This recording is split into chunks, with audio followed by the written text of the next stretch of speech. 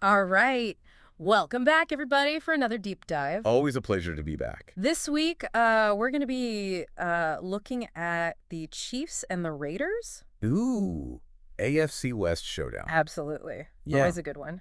So the Chiefs took this one home 27-20. It's their 7th win in a row. They are rolling. They are rolling. So we're going to look at a couple things today. First up, we have some post-game comments from Raiders DE Max Crosby. Always good to get the perspective from the other side. Yeah, the losing side. Exactly. Yeah. Get in their heads a little bit. Absolutely. And then after that, we're going to be looking at an article breaking down 4 key takeaways from the Chiefs' win. All right. Sounds good. So, should we jump right in? Let's do it. Okay. Let's start with Max Crosby. What really stood out to me, and you can hear it in his voice in the clip we have, the frustration. Oh, yeah. The frustration is definitely there. But it's not directed at, his team or anything. Right. He's using this loss as fuel, it seems like. That's what you love to see, right? Yeah. It's a good sign of a leader, someone who's saying, all right, we lost this one, but, Yeah. we're going to get better from this. Yeah, exactly. Crosby, he's known for being pretty darn competitive. Oh, super competitive. So this is, I think, very much in line with his personality, and I'm curious to hear what he specifically points out as some areas where the Raiders need to improve. Yeah, definitely. Okay, let's move on to the article about the Chiefs. Like we mentioned, it pulls out 4 key takeaways from the Chiefs' win. First up, DeAndre Hopkins' debut. That was a big storyline going into this game. Big storyline. The article kind of calls it an experiment, though, which I thought was an interesting word choice. Yeah, I mean, Hopkins is a veteran, but he's coming in mid-season to a new team. Yeah. And it's not always easy to just plug someone in like that. Yeah. The Chiefs obviously made the trade because they needed a receiver boost. Yeah. They've been kind of missing that true #1 wide receiver. Right. And they see Hopkins as a guy who can fill that void. Yeah, makes sense. But, I mean, even with limited snaps in this game, Hopkins made his presence felt. Oh, for sure. 2 catches for 29 yards may not sound like much, but... But it's more than that, right? Yeah, I think it's more than that. The article talks about how his presence really opened things up for Kelce Oh, absolutely. to have a big game. Yeah. Just by being out there. Yeah. Hopkins draws coverage. Yeah. Makes the defense think twice. It's like they suddenly have one more thing to worry about. Danger You can't count. just focus on Kelce anymore. You've got to worry about where Hopkins is, what he's doing. It creates opportunities for other guys on the field. Yeah. Opens up running lanes. Yeah. So, yeah, even if he's not putting up crazy numbers every week, his presence is still a huge factor. So then takeaway number 2 is Patrick Mahomes be back? ? Yeah, the big question, right? It's a big question, right? It's been a weird season for him. Sure. His touchdown count is down. His interceptions are up. Like, not what we expect. Yeah. It hasn't been the typical Mahomes show. This game, though, wasn't like a complete return to his MVP form or anything, but there were definitely some flashes. Yes. He definitely looked more comfortable in the pocket, I thought. And he was using his legs more effectively, too. I agree. Those scrambles, they were vintage Mahomes. Yeah. The article talks about how his pocket presence was much improved in this game. And beyond that, it's just the feel of his game, right? Like, you could sense the confidence was back. Yeah. There's a specific play they highlight, a 3rd and 12 in the 4th quarter, where Mahomes escapes pressure, scrambles, and keeps the drive alive. Yeah. That's the kind of playmaking ability that we've been missing. And it reminds us why he's so dangerous. So maybe this is a turning point. His final stat line, 27 completions, 262 yards, 2 touchdowns, 1 interception, is, that's good. It's fine, yeah. But it doesn't jump off the page the way some of his other performances have. But the way he played, you could tell something was different. It's definitely something to keep an eye on. Yeah, for sure. Okay, moving on. One thing that stood out to me is that this article really focuses on the Chiefs' offense. It does, doesn't it? Which, makes sense given the source and all, but it kind of begs the question, what about the Chiefs' defense? Right. What about the defense? How do they contribute to the win? Yeah. It's like we're getting one perspective on the game, but missing a whole other piece of the puzzle. What about the defensive stops? The turnovers forced? The pressure they put on the Raiders' QB? Exactly. There's a whole other story there. Right. And it highlights how sometimes the narrative focuses on the most obvious elements. Yeah. The offensive fireworks. And maybe neglects some of the other, equally important part of the game. It makes you wonder, what are we missing? Yeah. Right. What are we missing? It's a good reminder to always look for the full picture. Yeah. It kind of reminds me of that saying, history is written by the victors, right? Interesting. Like in this case, the victor is the offensive narrative. Right. The Mahomes, the Hopkins. Yeah. But yeah, it's a good point. Like there are always multiple layers to every game. Mm-hmm. And sometimes those less obvious narratives are just as important. Totally. And speaking of different perspectives, let's circle back to Max Crosby for a minute. What were your main takeaways from those post-game comments? The thing that struck me was, yeah, the frustration was there.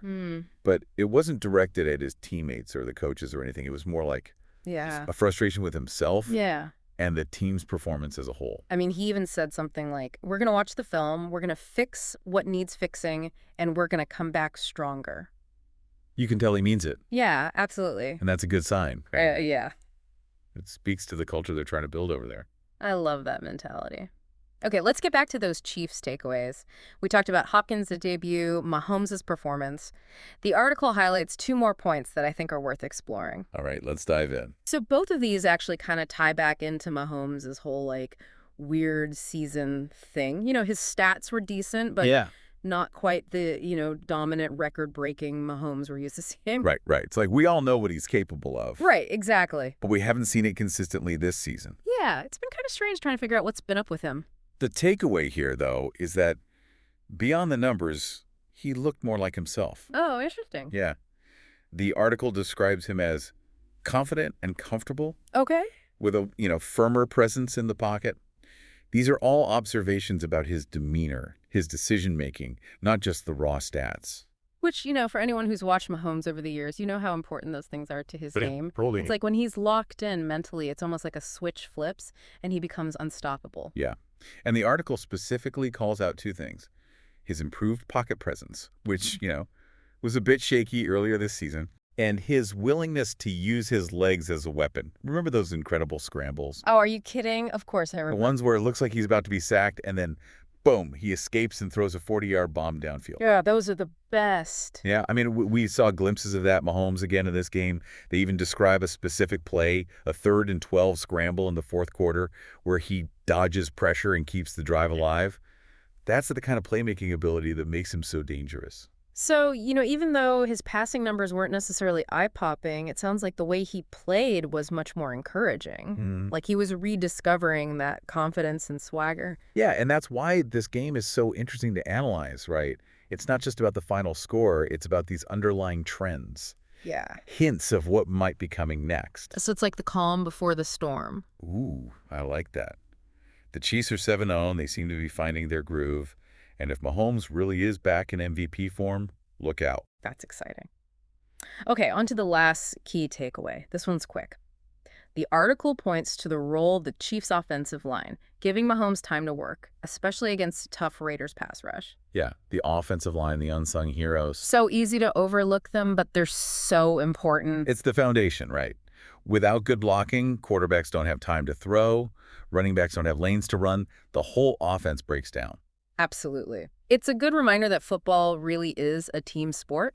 Every player, every unit contributes to the final outcome. You can't get so caught up in the flashy plays that you forget about the fundamentals. Well said.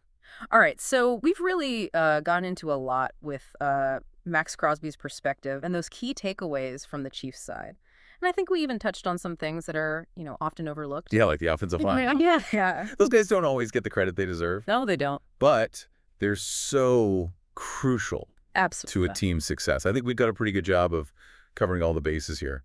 Yeah, I feel like we have a really comprehensive view of this game. Yeah, I mean, that's kind of the point of these deep dives, isn't it? Yeah, absolutely. To, kind of go beyond just the headlines. Right. And really get into the nitty-gritty, try to understand, what happened, why it happened. But if we just stopped at the score or a couple of tweets, we'd miss out on all this interesting stuff. Totally. And it's a challenge, right? Because as fans, we're bombarded with information, highlights, hot takes. It's easy to get caught up in all that. It is. And miss the bigger picture. So as we wrap up here, what do you think is the main takeaway for our listeners? Like, what do we want them to be thinking about after they finish listening to this deep dive? I think it goes back to our initial conversation about different perspectives, right? Like being aware of whose narrative you're consuming and how that might be shaping your understanding of what happened. Yeah. And that goes for, it's not just sports, it's politics, it's current events. Is that It's even just like listening to a friend recount their day. right? There's always more than one side to every story. Absolutely. It's a good reminder to not just take things at face value, but to really, dig a little deeper, ask questions, consider different viewpoints. Yeah, challenge those assumptions. And don't be afraid to explore perspectives that differ from your own. It's the only way to really form, truly informed opinions. I love that. Well, I think that's a great note to end on. Yeah. We covered a lot of ground today. We talked about Max Crosby and his, post-game fire. We looked at the impact of Hopkins' debut. And we even got into those glimpses of Mahomes looking like his old MVP self again. Yeah. And I think most importantly, we talked about the value of critical thinking and the importance of seeking out diverse perspectives. Absolutely. So to all of our listeners out there, as you continue to follow the Chiefs and the Raiders this season, remember to look beyond the headlines, think critically, challenge your assumptions, and draw your own conclusions. Because that's what makes being a fan so rewarding, Yeah, engaging with the game on a deeper level. absolutely. Thanks for joining us for another deep dive. We'll be back soon with another exciting exploration of, well, whatever happens next in the world of sports. Until then, keep learning and keep questioning. See ya.